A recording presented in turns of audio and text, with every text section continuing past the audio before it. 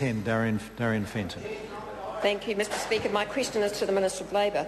What steps has she taken to raise real wages for low-income New Zealanders? The Honourable Kate Wilkinson. Thank you, Mr Speaker. Mr Speaker, we have undertaken a pragmatic program of reform to help create jobs and grow wages for all New Zealanders.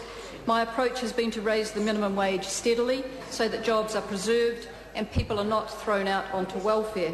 I have resisted pressure to raise the minimum wage to $15 an hour and destroy 6,000 jobs.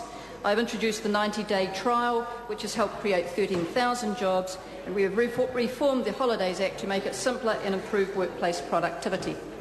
Supplementary. Darien Fenton. Thank you, Mr Speaker. To the Minister.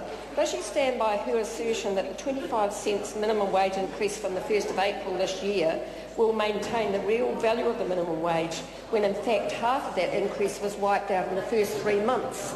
The Honourable Kate Wilkinson. Mr Speaker, the increase in the minimum wage was linked to the CPI at the time, and as always it's a matter of striking the balance between what is fair to employees but not pricing them out of a job, and also giving employers the incentives and encouragement to actually take on more employees. Darien Fenton. To the Minister. Does she believe she's doing all she can to help minimum wage earners cope with the rising cost of living, given that in real terms the minimum wage has decreased by $16.80 a week since June last year? The Honourable Kate Wilkinson. Mr Speaker, as we've heard before, actually the after-tax average wage has increased by 7.4%, which after taking into account inflation is a net increase of 2.1% increase. Supplementary, Mr Speaker. Supplementary question, Darien Fenton. Thank you. To the Minister, is she aware that once inflation is taken into account, according to parliamentary library calculations, Sam, the minimum wage worker that the government used as an example in last year's tax switch, receives less net income each week now than in June last year, despite his supposed $6.30 tax cut and this April's small minimum wage increase? The Honourable Kate Wilkinson. Mr Speaker, we are aware that it's difficult, challenging economic times at the moment, but we would rather have workers in job rather than actually sacrifice them by increasing the minimum wage to an unsustainable and unrealistic level. Darien Fenton. Supplementary.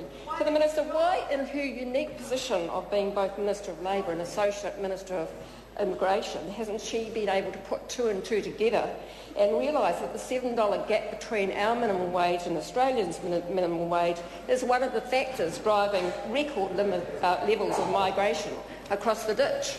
The Honourable Kate Wilkinson. Mr Speaker, I can put two and two together and the answer is 4.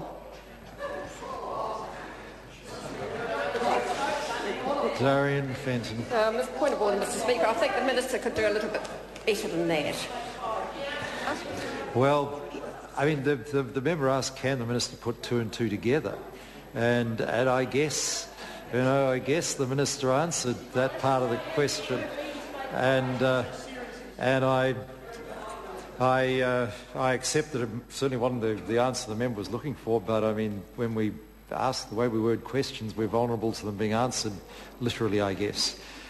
Supplementary question, Darien Fenton. No, point of order. Point of order, Darien Fenton.